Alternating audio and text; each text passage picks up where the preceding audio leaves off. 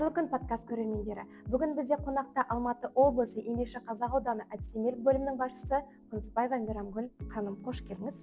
Рахмет. Жалпы бүгінгі педагогикалық хакатоннан алған әсеріңіз қандай?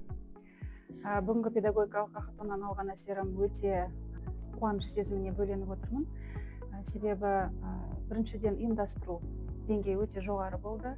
Екіншіден 10 ауданнан қатысқан команда, мектеп басшыларынан тұратын командалар өз тәжірибелерімен бөлісіп, өз ойларымен бөлісіп, жаңа бір жобаның идеясын ұсынды.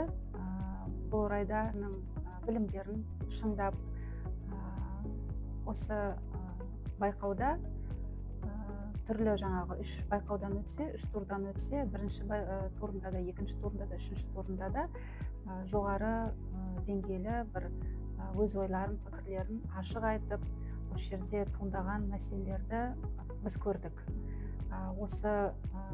Себебі осына педагогикалық хакатонның негізгі миссиясы белгілі бір проблеманың шешу жолдарын айқындау болып табылады.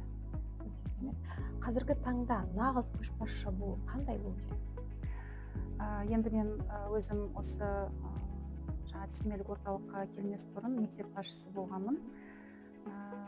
Сондықтан менің өз ойым, нағыз көшбасшы бүгінгі таңда тек қана жаңағы менің айтқаным болу керек, менің айтқаным заң деген бір қағидадан, пікірден алшақ болып, керісінше ұжыммен бірге бірлесіп отырып, сол ұжымды жетелейтін, сол ұжымға мотивация беретін, күш-жігер беретін, сонымен қатар қолдау көрсете алатын нағыз лидер болу керек деп есептеймін. Сұхбатыңыз үшін көп рахмет, жұмысыңызға табыс тілейміз.